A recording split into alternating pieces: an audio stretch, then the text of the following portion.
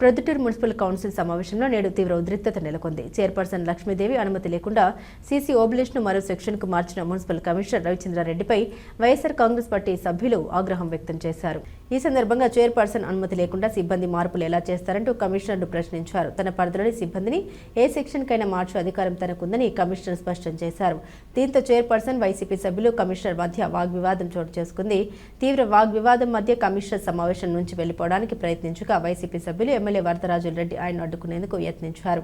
ఈ వ్యవహారంలో పోలీసులు రంగంలోకి దిగడంతో కమిషనర్తో పాటు అధికారులు, ఎమ్మెల్యే, టీడీపీ కౌన్సిలర్లు సమావేశం నుండి నిష్క్రమించారు. కమిషనర్ రవిచంద్రారెడ్డి మీడియాతో మాట్లాడారు. చైర్మన్ సీసీ ఓబులేష్ తనకు తెలియకుండా కౌన్సిల్ ఎజెండా సిద్ధం చేసి సభ్యులకు పంపిణీ చేశారని ఆరోపించారు.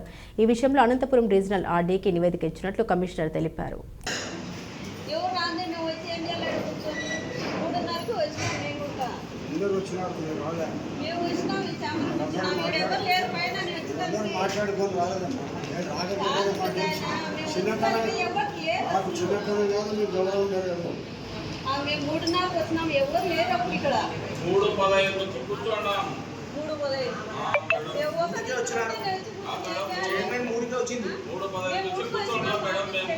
కౌన్సిల్ సమావేశంలో 3:15 నుంచి కూర్చున్నాం. 3:35 నాలుగే పెట్టాల్సిందే. 4కే వచ్చింది కదా. అట్టెట్టో సార్ మేడం కాదు. 3:30 అంటానే 3:30 స్టార్ట్.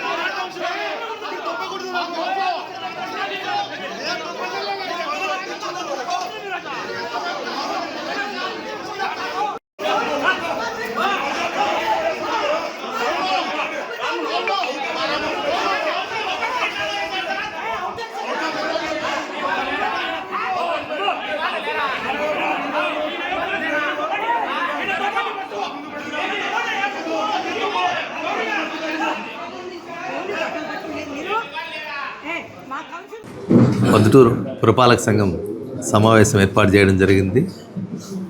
గౌరవ చైర్పర్సన్ గారు ఈ నెల 22వ తారీఖున ఈరోజు 29/11/2025 ఉదయం 10:30 గంటలకు సమావేశం ఏర్పాటు చేయమని నాకు ఆదేశాలు జారీ చేయడం జరిగింది.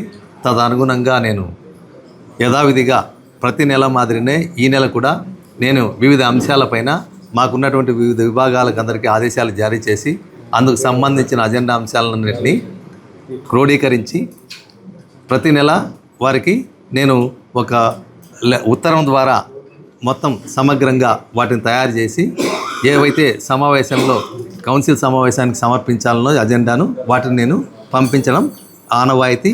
ఒక మున్సిపల్ కమిషనర్ అంటే ఏదైనా ఈ మున్సిపాలిటీ యొక్క కౌన్సిల్ సమావేశానికి సెక్రటరీ హోదాలో పనిచేస్తాం. ఇది ఈ ఒక్క మున్సిపాలిటీకే కాదు, రాష్ట్రంలో ఉన్న అన్ని మున్సిపాలిటీలకు మున్సిపల్ యాక్ట్ ప్రకారంగా మున్సిపల్ కమిషనర్ యొక్క ప్రథమ విధి ఇది. ఇందులో భాగంగానే ప్రతి నెల ఆ విధంగానే జరుగుతూ వస్తుంది.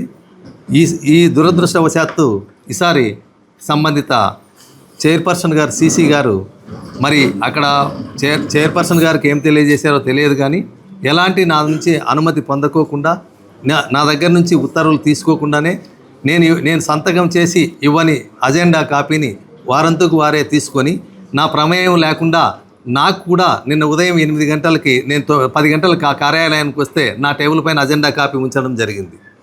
నా ఉదయం 10 గంటలకు అజెండా కాపీని చూసి వెంటనే అతన్ని పిలిపించి, ఏంటి అజెండా కాపీ నా టేబుల్ పైకి వచ్చింది, నేను అప్రూవ్ చేయలేదు కదా అని అడిగితే, లేదు సార్, ఇది ఆల్రెడీ మీరు అప్రూవ్ చేసినట్టుగానే భావించుకొని నేను ఉన్న సమాచారాన్ని మేడం గారికి ఇచ్చి చేసి ఇవ్వడం జరిగింది సార్ అని తెలియజేయడం జరిగింది. ఇందులో ముఖ్యంగా బడ్జెట్కి సంబంధించిన అంశాలు కూడా అందులో పొందుపరచడం జరిగింది. అవి కూడా నేను అప్రూవ్ చేయలేదు. అంటే అత్యంత ప్రాధాన్యత అంశాలు కానివ్వండి, ప్రజా సమస్యలు కానివ్వండి, ప్రజల నుంచి వివిధ రకాల నుంచి వచ్చినటువంటి సమస్యలు కానివ్వండి, మేము ఏదైతే వివిధ విభాగాల నుంచి ముఖ్యంగా ఇంజనీరింగ్, శానిటేషన్, తర్వాత ఆర్థికంగా మన రెవెన్యూ విభాగాలకు సంబంధించిన అంశాలు, వీటన్నింటికి సంబంధించి అంశాలన్నింటినీ మనం అందులో ఉంచడం జరిగింది. అదేవిధంగా 2023-24కు సంబంధించి ఏదైతే 15th ఫైనాన్స్కి సంబంధించిన గ్రాంట్కి సంబంధించి ఎప్పుడో దాదాపు గత 4-5 సంవత్సరాలుగా గవర్నమెంట్ నుంచి ఏడీపీ కోసం టైం అయిపోయింది పంపమని పదే కోరుతూ ఉండడం జరిగింది. 4 రోజుల కిందట కూడా మళ్ళీ తిరిగి CDMA గారి నుంచి ఇన్స్ట్రక్షన్స్ రావడం జరిగింది.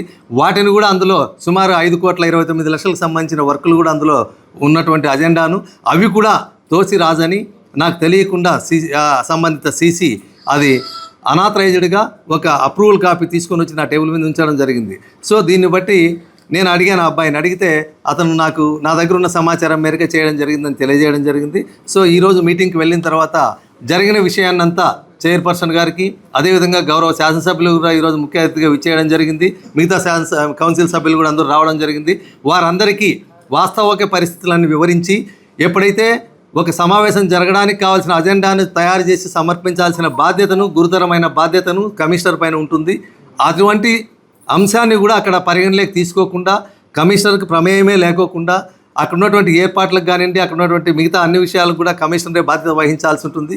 కానీ ముఖ్యమైనటువంటి అజెండా అంశంలో కమిషనర్ యొక్క పాత్ర లేకోకుండా ఏకపక్షంగా అక్కడ ఉన్నటువంటి అంశాలు తీసుకొని వస్తే, దానికోసం అక్కడ ఉన్న అంశాలు ఏవి ఈరోజు చర్చకు వస్తున్నాయో, అసలు వాటికి ఏ విధంగా మేము ప్రిపేర్ అయ్యి రావాలో, ఎవరైనా గౌరవ సభ్యులు అడిగితే ఏం చెప్పాలో కూడా మాకున్నటువంటి అధికారులు కూడా తెలియని పరిస్థితి అక్కడ ఉంది. సో ఈ విషయాన్ని గౌరవ చైర్పర్సన్ గారికి తెలియజేసి, మేడం మా యొక్క మా అనుమతి లేకోకుండా, మా ప్రమేయం లేకుండా మేము రూపొందించినటువంటి అజెండా ఇక్కడ ఉంది కాబట్టి, మేము ఇక్కడ ఉండి చేయగలిగింది ఏమీ లేదు కాబట్టి మేము ఈ సమావేశంలో ఉండాల్సిన అవసరం లేదు అని భావించినాము. అందువలన దయచేసి మేమందరం మా స్టాఫ్ అంతా బయటకు వెళ్ళడానికి పర్మిషన్ ఇవ్వండి అని చెప్పేసి మేడం గారి అనుమతి పొంది బయటకు రావడం జరిగింది. సిసి ఓబులేస్ అండి, వారిపైన తగు చట్టపరమైన తీసుకోవాల్సిందిగా ఆల్రెడీ నేను గౌరవ ఉన్నతాధికారులందరికీ నివేదిక పంపించడం జరిగింది. అది కూడా త్వరలోనే ఆ కార్యక్రమం కూడా వారు పూర్తి చేసి పంపించగలుగుతారు.